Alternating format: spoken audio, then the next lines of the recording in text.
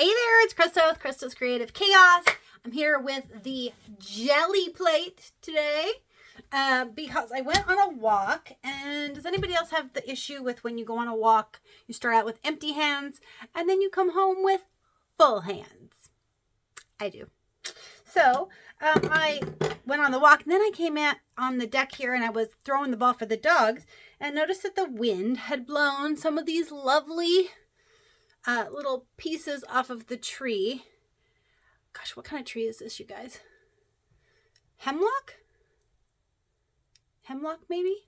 Anyway, I'll have to look it up afterwards. But I thought, and I've made the mistake of collecting these things before and then not doing anything with them right away, and then they dry out and then you can't use them. So I just came right in here and luckily my Gelli Plate table is clear of debris right now. So we're just gonna make some fun things with the Gelli Plate with them. And then I'm going to show you, have I shown you this book? First of all, sorry, like and subscribe, please, please, please. Because if you like the video, then it lets other people know. Well, actually, YouTube then says, hey, we'll show this to more people then. And if you subscribe, then YouTube shows it to even more people. And if you comment, YouTube shows it to even more people. So I would really appreciate it. Because when you make your videos, it just makes you so happy when you see that. Well, for me, I'm just a little guy, so I get happy just seeing that, 50 people saw my video or 100 people saw my video. I mean, I would be like, oh, if more than 100 people saw my video. So anyway, so we're going to use, I've got a bunch of Artist Fluff. This is a Master's Touch. I got some Liquitex. I've got some Amsterdam paints. We're just going to use these. And we need a Gelli Plate, which is a big piece of jelly that comes in a plastic shell like this. And this is how you store it too. I've tried to store them other ways, but the plastic really, the plastic little clamshell really keeps it so it doesn't dry out. And this is what the little booklet looks like, and they get them in different sizes. This is probably this, and then the 5x7 are my favorite sizes because I make a lot of artist trading cards right now. If you've watched any of my other videos, you can go all the way back to the beginning and you can see why I went from, I was actually in the middle of this canvas project right here with these jellyfish on it. They don't have their tails yet. When my brother passed away suddenly. And so that is hanging here for me to finish one of these days. So I moved over to artist trading cards, which I used to do years ago, which I did find my old artist trading card album, and there's a lot of ahas from it, which I will do a different video on that. But anyway, so he passed away suddenly. I couldn't think or focus or do anything, and I needed a reason to get out of bed every day. So I started doing artist trading cards. And then I started hosting swaps because I wanted, with my ADHD, trying to trade one-on-one is really difficult for me. So doing a group swap is much easier because I would much rather get more bang for my buck. So I do a lot of group swaps. If you're interested in getting involved in any of my group swaps, just let me know. I'm going to turn the camera down. You guys, look at this though. I've got my room so organized right now. It's crazy. Like, who am I? I don't even know. So we got the Gelli Plate here. And then you're going to need brares in different sizes. Different sizes doesn't matter. This is my favorite one right here. I just cleaned it off. It had layers and layers of paint on it, which is also fine.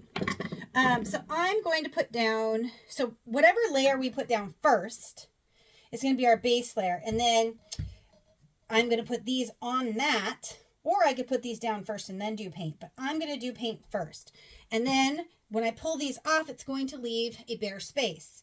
And so then whatever color I want these to be would be that. So actually, you know what? I'm going to put brown down, I think, first. Let's see here. Oh no, you know what? We're going to do this. We're going to do a little experimenting.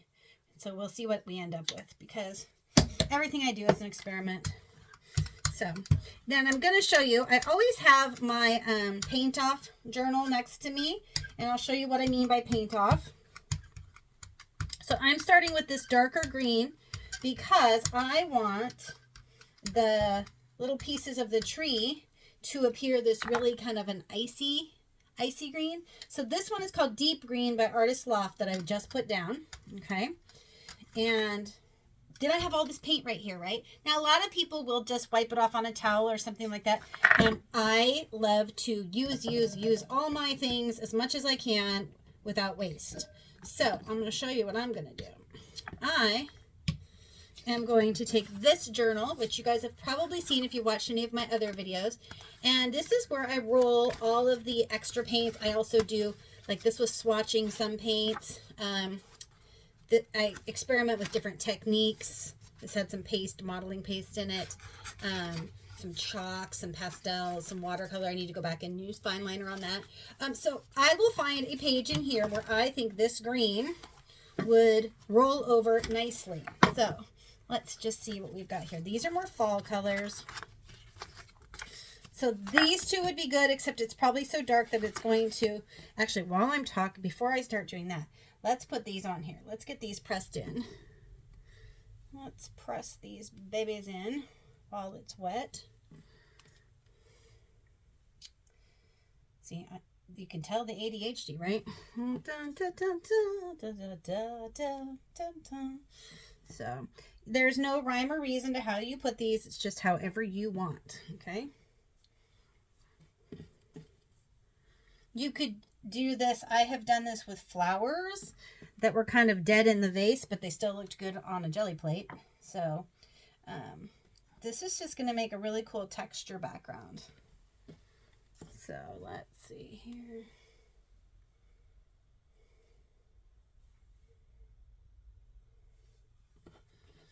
And I don't have to use all of them, but I kind of want more rather than less right now. And then let's put this one here, and let's put this one here. So then what we're going to do is we are going to put a piece of paper over that, and I'll show you what that means. I'm going to use this tissue paper. I know it's not perfectly straight, and that's okay. It's got lots of wrinkles in it. And I'm going to push this down. And what this is going to do is this is going to pull up all of the paint. It's going to kind of make a design on the tissue. Now, I'm going to use, this is a different brayer that is clean without the paint, okay? So I'm going to let that sit on there for a second. And then I still have to deal with this. So I want to find something, like this was black and white the other day, and then I rolled pink over it. I think I'm going to use this one here. And then a lot of times I will put a piece of paper underneath that. Let's see here. I get just a junk piece of paper and go like this.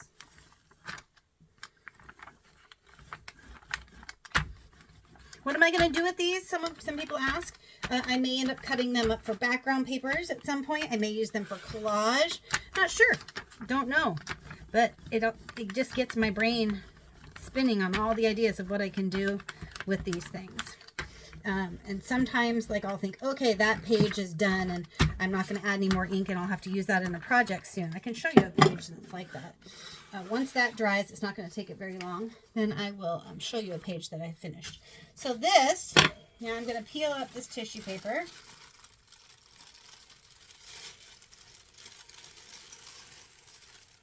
So if you do it like this, then you have a piece of paper that looks like this, okay? Let's get this light up here higher. Okay, so, and then what I can do, what I would probably do with this, if I end up using this for something, is I will probably go in and then draw these. But let's see what happened. Let's see what happened to this. So now I can also take these off.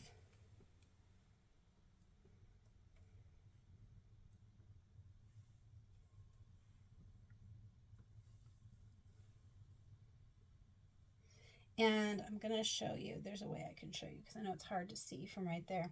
Give me just a second and I'll lift it up and I will show you. And I will reuse these little pieces of the tree multiple times before I finally discard them, before I recycle them. And actually, if you put enough paint on them and you get paint on both sides, it kind of It kind of, what's that called? What's the word? Oh my gosh, when you make something so that it doesn't dry out and go yucky. Oh, my brain. There we go. I'm trying to think my wedding dress that's hermetically sealed up in the attic. What is that? What's that called? Preserves them. Oh my goodness. Okay. So now I'm gonna pick this up. I don't advise picking it up, but can you see that now with the light through it? Can you see that you can, hang on, let me tilt you guys this way a little bit now. Can you see that you've got the texture of those on there? So now I let this dry. I can let it dry, and then I'll be able to put another solid color back behind here, and then I'll be able to peel that off, and I will have this with this. Now, doing it the way I did it did not make it that icy green. So, because I got distracted and didn't really think that through. So what I will do is I will probably put the brown on the background once this dries. And then when I peel it up, I'm going to have a brown with the green leafy things. Now, if I do it again, which I will, because I'm going to play with this for quite some time today. If I want to get them to be icy green, then I'm going to do the dark all over. Then I'm going to put these down just like this, and then let it dry. And then I would roll the icy green. And then in the empty spots between those leaves is where that icy green would fall. Okay, I feel like you need to see it. I wish there was a way to make the Gelli Plate dry faster, but there isn't, because you don't want to put heat on it like you might like on a watercolor painting or something to hurry it up. So let me show you while we're waiting for this to dry, and we'll see how fast that dries. Let me show you some things that I did yesterday as well. Oh, there's that. Oh, first I was going to show you a page in here that's actually what I would consider done now. This page, I added orange on top of it yesterday. So this page is one that I now consider ready to be used as an art journal. And I might actually just make this book into an art journal where I write on top of these different pages and draw on top of them. So this page I consider to be done. This one I consider to be done. So it's just one of those, I love this journal because this is one of the few, I'm like one of those people who when I use an art journal or something, I do a few pages, then all of a sudden I feel like it has a theme, and I can feel like I can only do that theme in the book, which is hard. This is a page in here that I consider to be done. So this one is a page that I consider to be done, like that I won't add anything more to. Like this one, it's starting to get better. I really didn't like the hearts on there, how they were. So I'm just continuing to put more and more paint on them. Like this one here, it was purple flowers, and then I put green paint offs, and so I'll be adding more to that. This was a practice I did with some new paints that I got, just trying to fill up all the space. Obviously, there's still space. At the time, I ran out of ideas and ran out of time. So maybe this weekend, maybe I'll get back to this and actually finish it up, because I wanted to make it so it was color like everywhere. And then this is one, a practice I did in wet watercoloring, and then where you leave it so that then you come back with your fine liner and you fill in the details. So I need to finish that. And this is one, what did I use on this? I think I used some sort of chalks on this one, or maybe pastels. And same thing, I need to come back with a fine liner and finish that. These were some practices with, can you see the, I don't know if you can see the texture there. Now, I said this was modeling paste, but you know what this is? Really dry paint. Most people would open up their paints and see that it's cracked and whatever inside and throw it away. I don't. I actually peel that thing open if I can, or get something down in there and stir it up and whatever. And usually you'll find some sort of moist paint in there somewhere.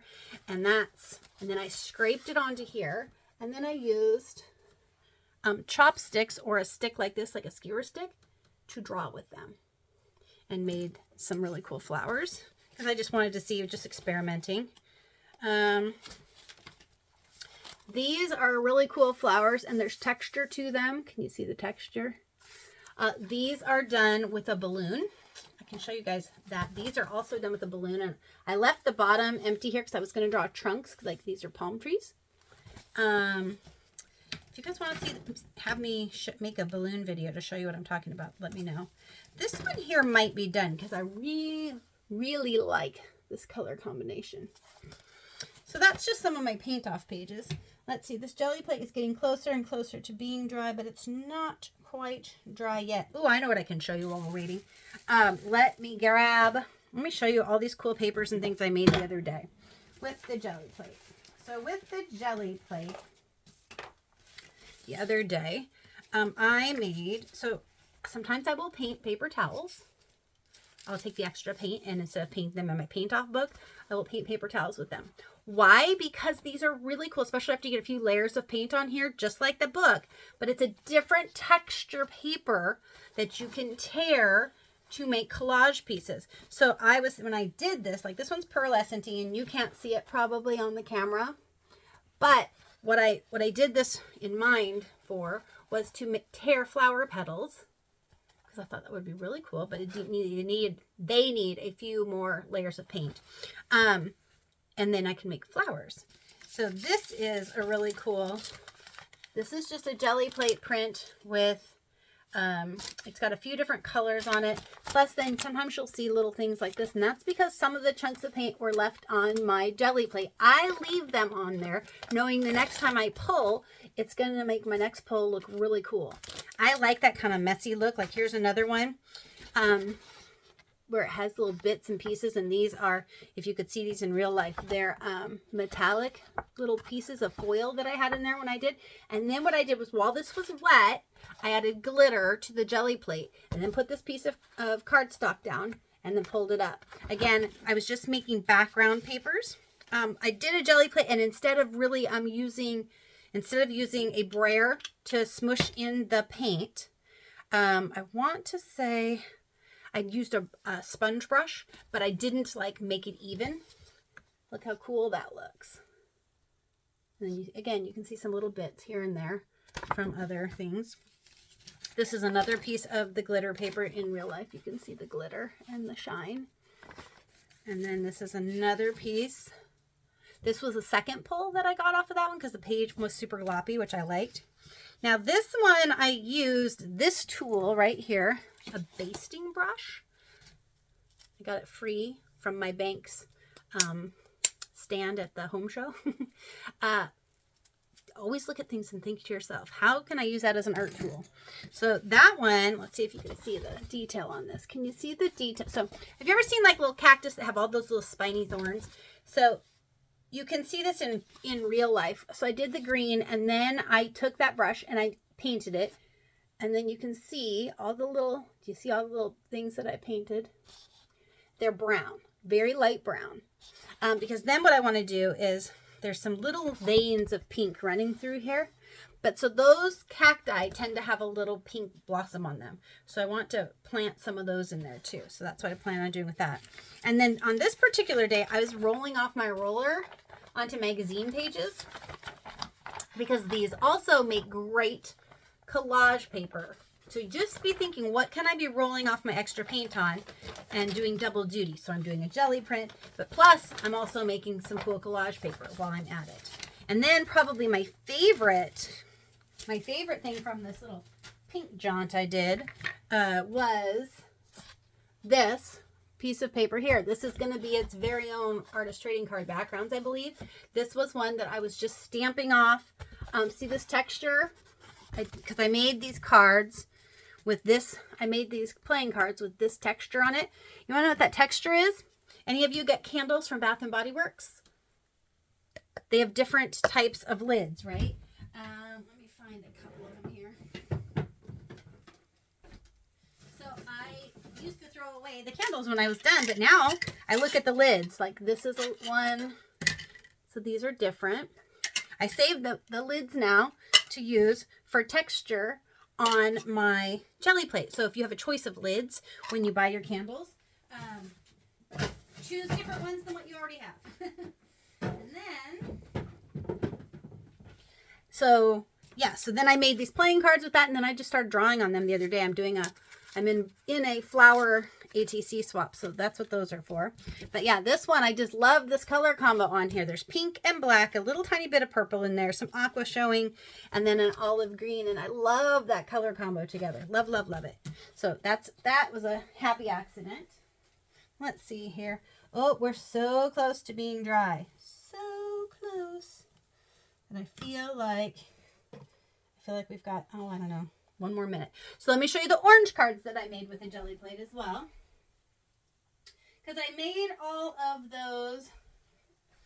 Where did I put them, you guys? I made all of, oh my word, there they are.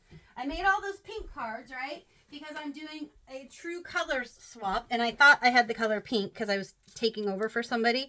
No, I had the color orange. So I started using those cards for the flower swap instead. But I made these cards on the Gelli Plate the other day.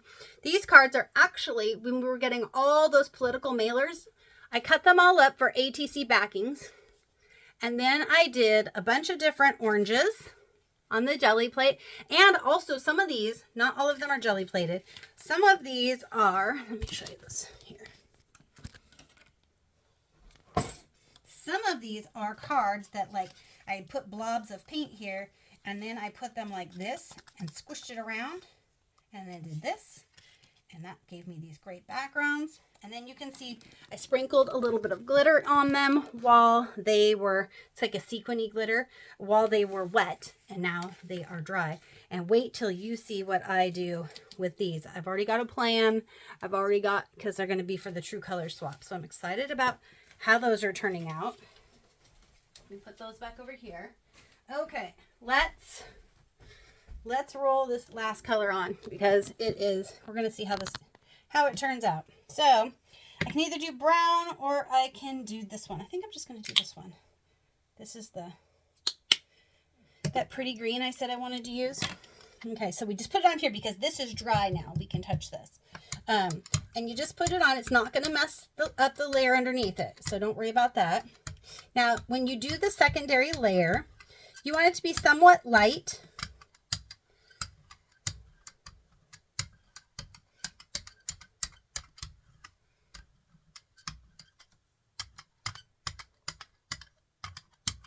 Now, I'm not pushing hard with this brayer, because if I push too hard, it just pulls the paint up.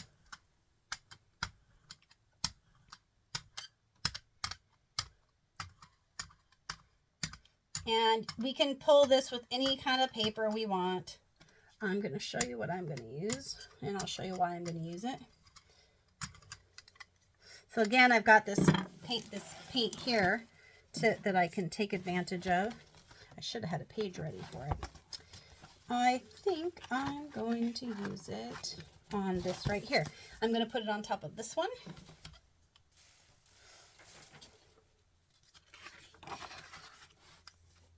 And now this one, I'm not gonna roll it all over the whole thing.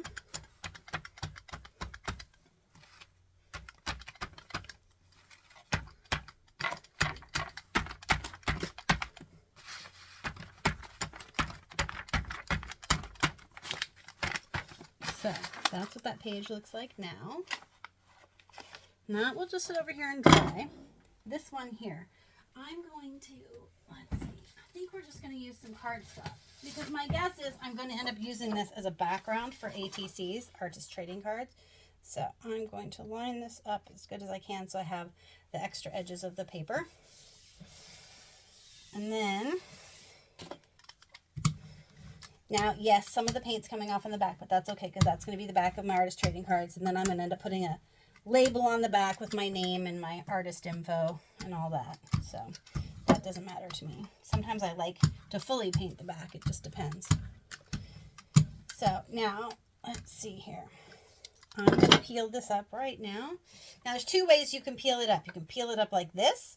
If it's a thinner paper, I advise you to turn it over and then peel this up. But this is not a thinner paper, so we should be fine doing it this way. Also, if it's a thinner paper, I also advise that you put weight on it and then you wait, oh, I don't know, 15 to 45 minutes to pull it up, because the thinner paper, you want that paper itself to not tear, and so you want it to be dry. So before you peel it. This is cardstock, so it's going to peel just fine. Do you guys look how cool that is? Do you guys see that? Okay, let me put you guys up here. Woo! There we are. Look how cool that is, you guys. Super cool, right? So that's going to be a really cool background. Really cool background. And I have a woodlands they just made me jump. ATC swap that I'm running that I'm thinking this might be really cool for. Then I've got a little bit down here on the edge that didn't get, a little bit of paint that didn't get pulled. So I just put the edge on there just to create some kind of interesting. And then you guys can see there's still a little bit of green on here. Now I can clean that off, or I can leave it. I'm going to leave it. To me, it'll just add a little bit more oomph to the next thing I pull. So that was my jelly print play for the day. If you guys have any questions, comment below, and I will make sure to answer them. Like and subscribe. Thanks so much.